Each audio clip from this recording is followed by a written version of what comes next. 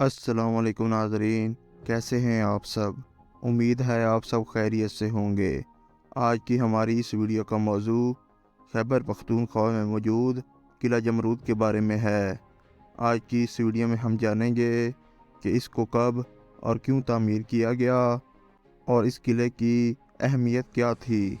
आपसे गुजारिश है कि वीडियो को आखिर तक लाजमी देखें और जो दोस्त चैनल पर नए हैं वो चैनल को सब्सक्राइब कर लें। आपका वक्त ज़ाय किए बिना वीडियो का आगाज़ करते हैं।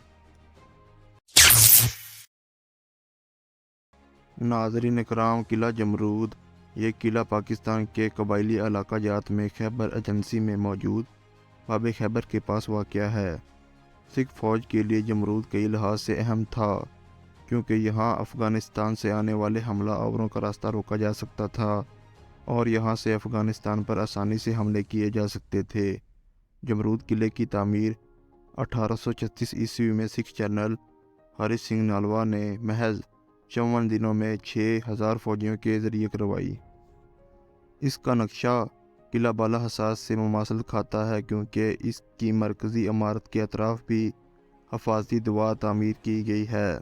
किले की दीवारों की चौड़ाई 10 फीट जबकि ऊंचाई 30 फीट के करीब है और इनकी तामीर में मिट्टी और पत्थर का इस्तेमाल किया गया है।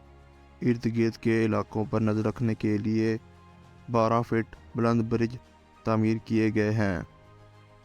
इन पर तोपें रखी गईं और इनमें ऐसे रास्ते बनाए गए जिन पर सामान से लदे हुए खच्चर बआसानी बुर्ज तक पहुंच सकें। 2 मंजिला जमरूद किले की तामीर ऊंचे मकाम पर की गई ताकि वहां से मशरक़ की जानब दर्रा खैबर, शिमाल में मुहम्मद और जनूब में बाड़ा तक के इलाके नज़र आते रहें। किले में मतअद्दद कमरे तामीर किए गए, जिनमें से एक कमरे को गुरुद्वारे के तौर पर इस्तेमाल किया जाता था। जमरूद के इलाके में मौजूद एक चश्मे से किले की तामीर के लिए पानी लाया गया। किले में पानी की ज़रूरियात पूरी करने के लिए 400 मीटर गहरा कुआं खोदा गया, जो आज भी मौजूद है।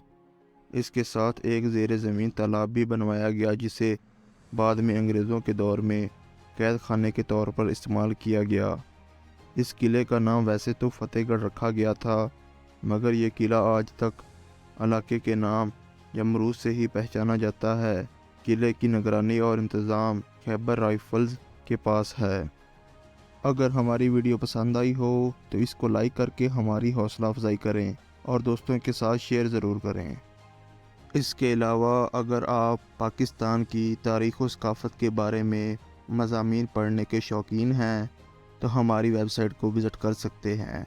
वेबसाइट का लिंक आपको डिस्क्रिप्शन में मिल जाएगा।